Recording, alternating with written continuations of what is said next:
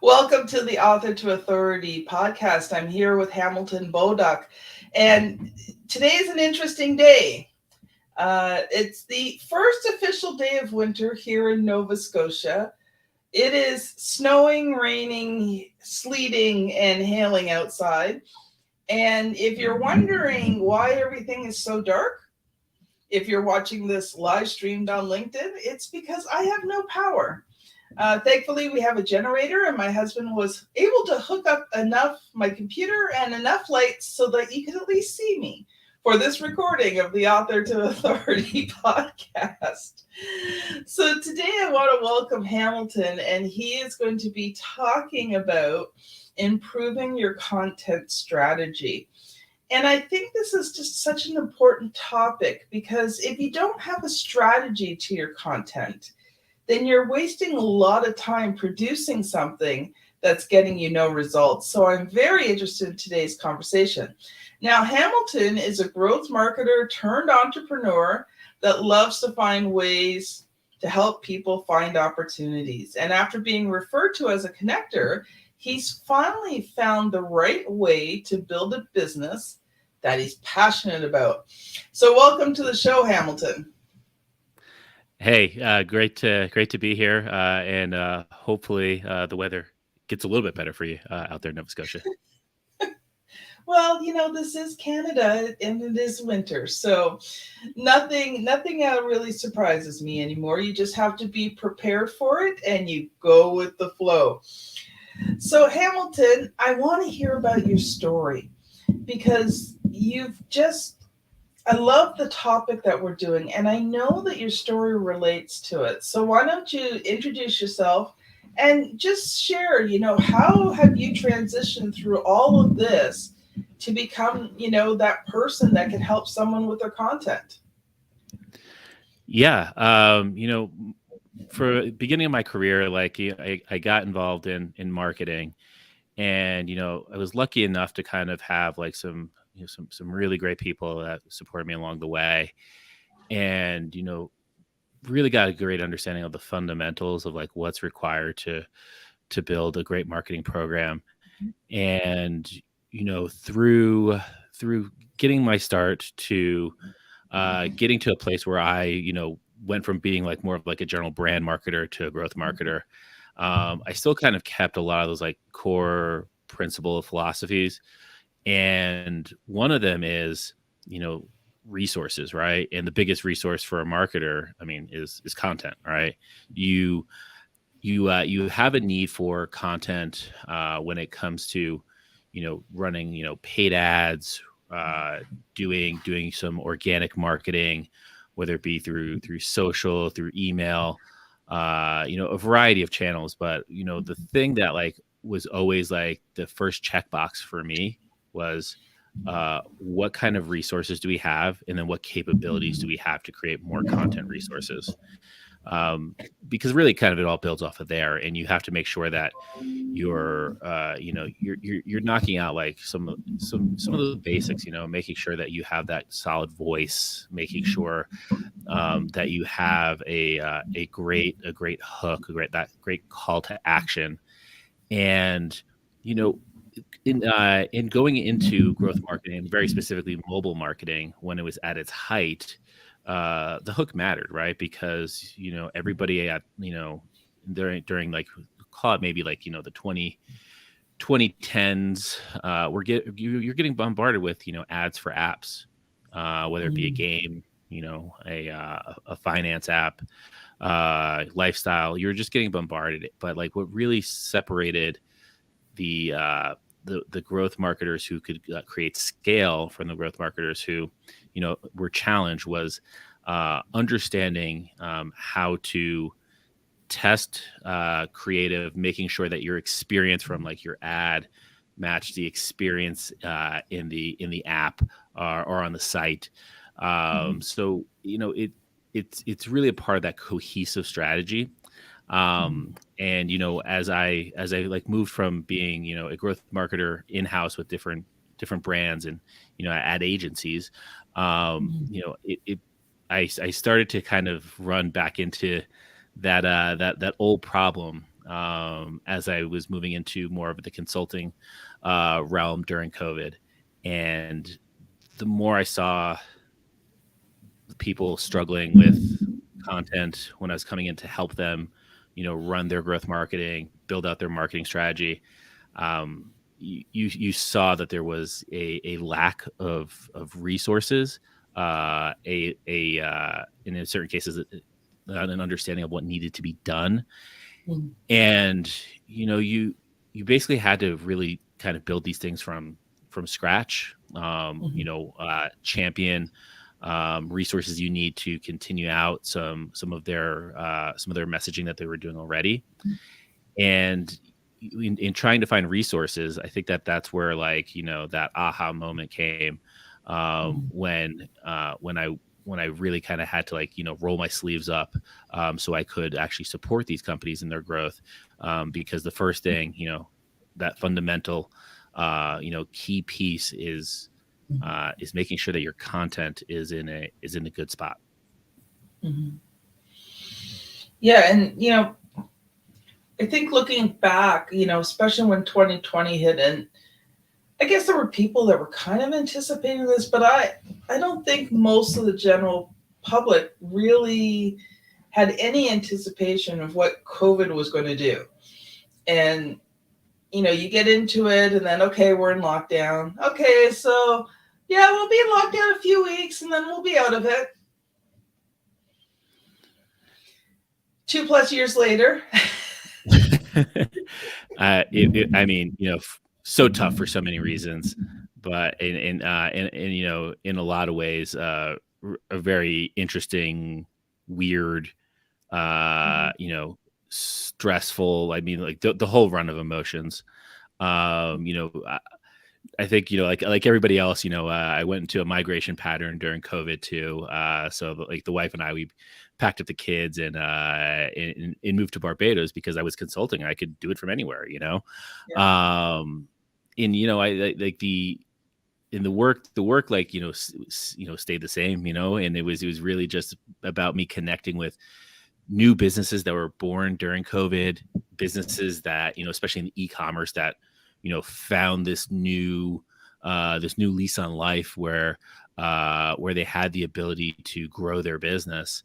And you just in really what ended up happening was, like, when there was that much opportunity for traction, it kind of really exposed some of the needs of some of these businesses in terms of assets that they needed, messaging that they needed, because they were at a place where they were maybe operating in like a bootstrap fashion, being very, very, very very thrifty, frugal, trying to run a business and keep it in some level of profitability. But then, like, the big opportunity came, and really what needed to happen next was that ability to create more of a voice for your business, create more assets to run paid ads. There's just a ton of businesses that saw that boom, and what came along with it was just a need for more resources. And then you start, like, at the same time, one of the biggest winners of that period of time was TikTok and Twitter to some extent, right? And it's new content. It's a need to be present in those spaces, and people trying to understand what they should be creating for those spaces. So it was an opportunity for discovery. Being that, like, everybody was sitting at home. That founder, that head of marketing from that business is at home, and your home life and your work life are blending together, and you're thinking about it a lot. And that's where you started to see some people started to do really well and made that time work because they understood the need, and there were people who were also there to help support. My consulting business grew, like, during that period of time, and that's something I didn't expect. I went into that thinking, I mean, who knows if I'm going to have a job? And then all of a sudden, I have more work than I could ever imagine. It's funny that you said that. COVID hit, and I had just come out of a really rough period in my business in 2019. Like it was really rough. Like it was one of those years where just a lot of extreme circumstances were just, I don't even want to go into it, but it was just really rough year, 2019. Going into 2020, beginning 2020, everything's rough. And, I'm watching all these other people and they're having successful years and I'm struggling. And COVID hit. And then the reverse happened because now everyone had time to write their books. And I was swamped. Other people are struggling and I'm like, I'm growing because now one of the two main objections that I get, either the one they can't afford me or most generally the one I get is I just don't have the time. Well, guess what? All these people now all of a sudden had the time. And it was just kind of such a funny switch, but going through that in 2019 allowed me to really help other people in 2020 who were just blindsided by it because I had been blindsided by things in 2019. So it actually came a real opportunity for me to encourage others that, yeah, sometimes you go through rough times, but don't quit, don't give up. It does get better. So yeah, I can really appreciate that.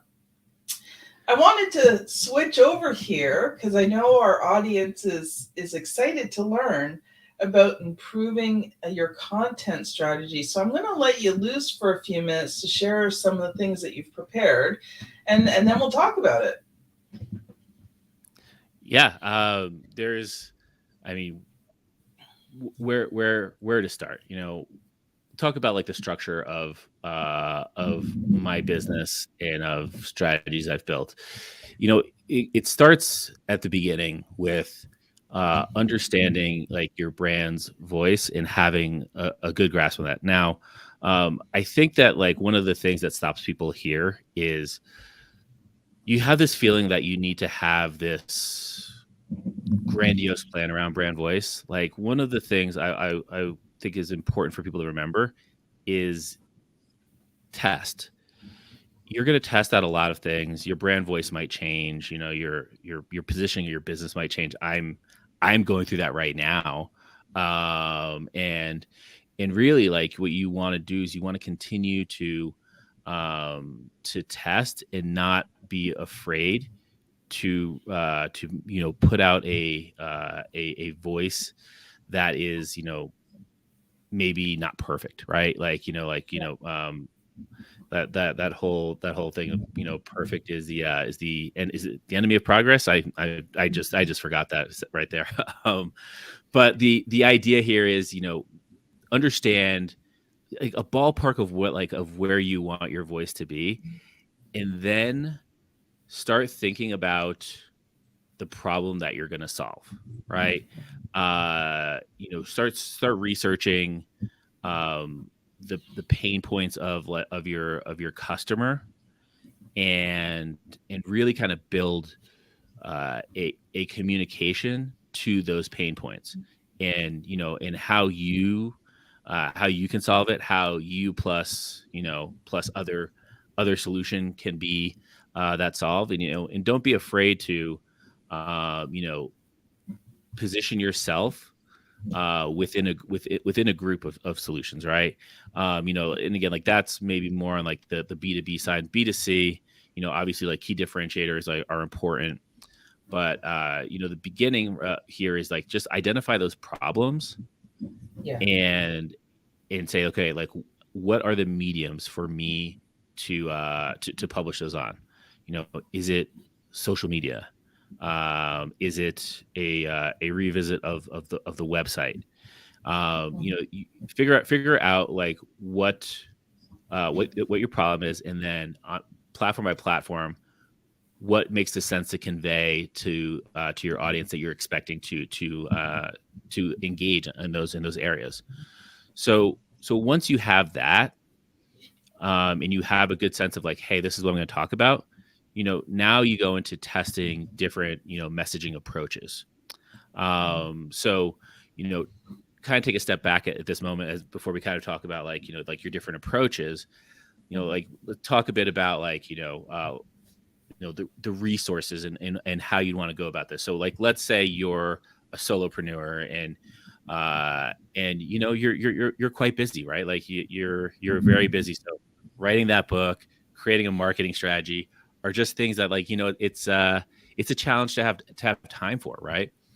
But if you can bring in a resource to support you, I think like that is like, that's key. So like, is it a strategist and a writer or a designer?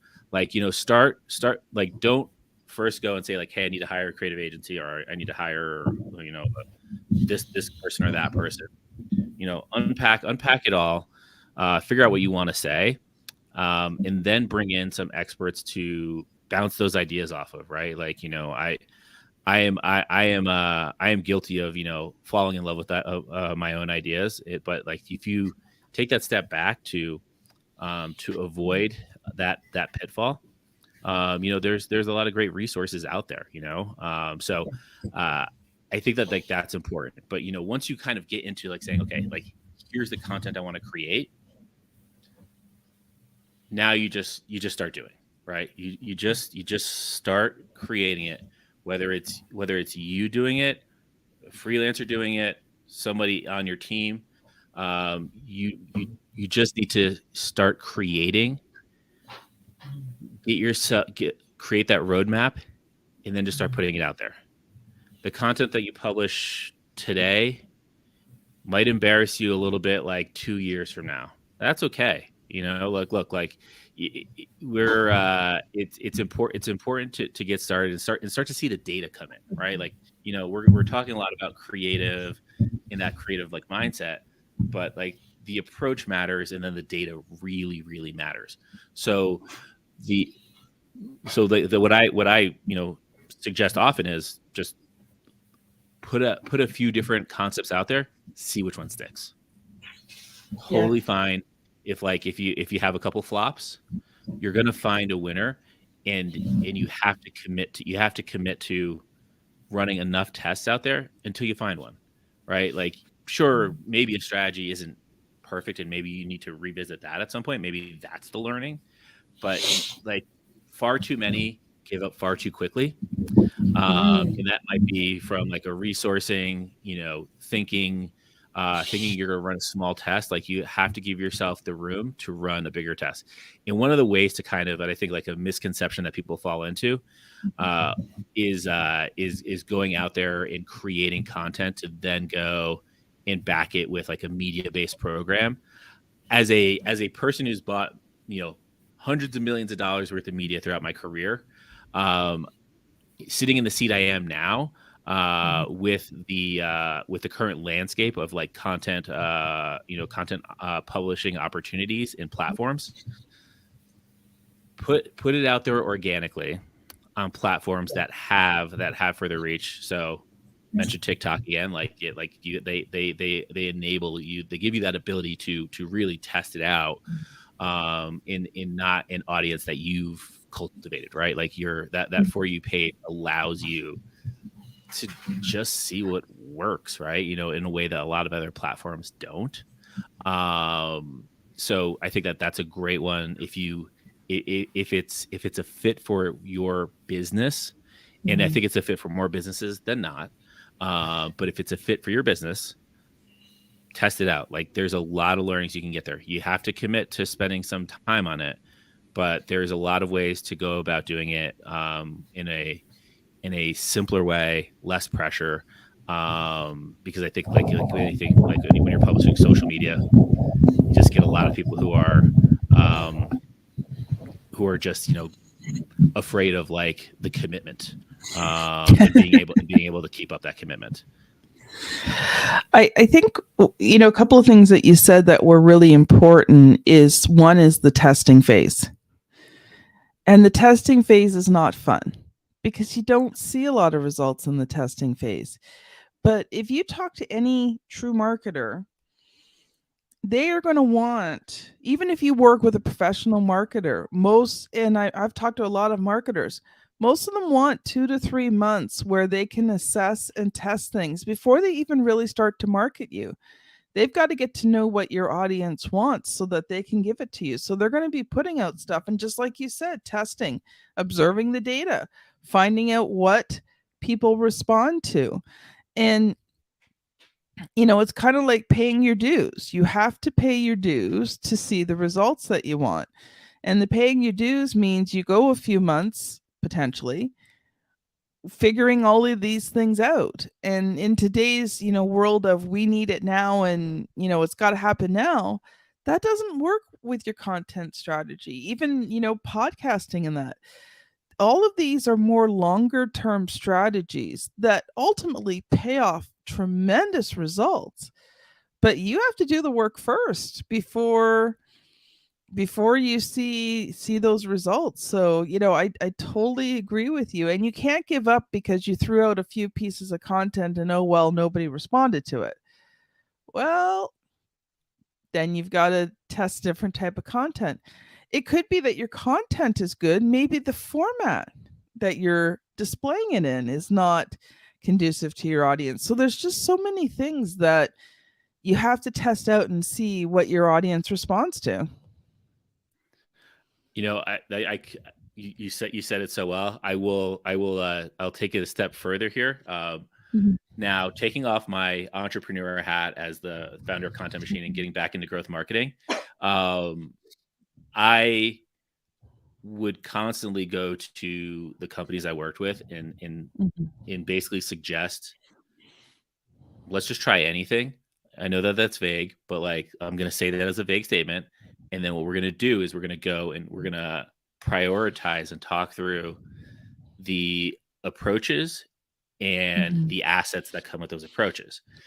And what I always ask for, like as a marketer, was to get as many pieces as possible. Like, give me the arsenal so I can go and I can test, I can learn, and I can move the ball forward. And like we'll do a couple waves of that, and then I want to come through with those optimized pieces, those like the things that have the right language that helps convert, and it's that approach that time and time again works very, very, very well, right? Especially like if you're at a place where you don't have like a huge budget to compete with other folks, like we have to be we're gonna have to test more aggressively in ways that like we're just not going to be able to like buy our way through, right? And I've experienced both sides of this coin where you're able to spend enough money that you're just going to make it work, and then in other cases where you just need to be smart and strategic, but you don't want to box yourself in too much. You want to create the space for that thing that might just work out of nowhere. Perfect example of this just kind of popped into mind when we were talking here. I was working with this healthcare brand, and we were coming up with all these different ads for their mobile app, and we had this ad where we just basically took a picture of like one of those like one of those like mannequins, like those like blue kind of just like generic people, and the blue man worked for them on their social media, in their email marketing, and in their paid marketing. But nobody thought that at the beginning, like we were like trying to show shots of families, like a family member, receiving great treatment, smiling, happy. But it was something completely outside the box that ended up working. Yeah. And that's the thing. The other thing too is sometimes, you have to think outside of the box, and, don't be afraid to occasionally try something that might be a little bit crazy and a little bit strange. And, I mean, if you're doing that, I do that in small doses because you don't want to do it in too big in case it doesn't work. But if you do something in small doses and you're finding it working, then you can expand it out. So I want to switch gears here for our last few minutes. And I want to talk about where you're at as an entrepreneur because I know you've got some pretty cool things going on. So talk about that and what are the things that you're working on? Yeah. So, mentioned Content Machine. Content Machine has been my baby for the past year. I talked about like the lack of, I would say, like high quality resources within the Mhm, content space, and this is something I experienced as as a consultant, and I really started kind of like talking to different mhm, consultants, brands, the freelancers themselves, and we got to a really like interesting place in mhm, these conversations that we had for like the first 6 months of the business, mhm, and it became really clear that content pros didn't really have great platforms to go to, especially mhm, those who are based in North America, mhm, because you have platforms like Upwork, which can create a little bit of a race to the bottom if you're from a country that has a higher cost of living. So what we aim to do was create a platform that really stepped away from like that race to the bottom and mhm. focused on high quality talent. So all of the talent that is on our platform, and the 20% ish that we approve of the people who apply, Mhm, very talented, amazing backgrounds, have worked on incredible mhm, projects, and what we're doing is we're matching them to companies who could use that spark, right? mhm, And have a need, and what we've seen through this process is just mhm, there is this opportunity to build something that is talent first, and that's our mhm, focus. Like, this is a talent first platform, where through supporting the talent, mhm, and making sure that they're able to make the wage that meets their cost of living mhm, needs, that giving them the work that excites them. We're able to really produce great work because they're happy. So the talent's happy, the client's yeah, happy. I mean, everybody's winning, right? The services we provide like are strictly content, so it's everything from a content strategist to social media manager, user generated content creators. We have influencer marketers, we have designers for video and graphic design, and then we have writers who are doing SEO, ghostwriting, copywriting, and editors who are making sure it all sounds great. So that's what we've been working on. mhm, I was fortunate enough to have a great team of mhm, advisors, and then able to bring out some great investors. So we spent a lot of time, and still do, mhm, just talking to um, the talent, talking to companies who mhm, are finding challenges, and hopefully we can help them solve it. But if not, I'm really on mhm. this mission to learn, especially as we're kind of going through this economic downturn, just to make sure that we can find ways to help people uh, do more than just keep the lights on Yeah. over this period of time. Like, find those opportunities to grow, or to build themselves in a way that Mhm. when that next upswing hits, they're ready to grow right with it. Yeah.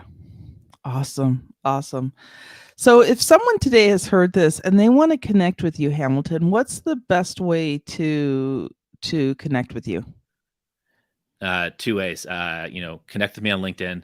I do enjoy that platform. You can also go and send me an email at Hamilton at contentmachine .biz. Would love to hear from you, either way. That is awesome. Well, thank you so much. It's been a joy and a pleasure having you on the podcast. So this has been Kim Thompson Pinder and Hamilton Bolduc on the Author to Authority podcast. Thank you so much for listening, and we'll see you on the very next episode. Bye now.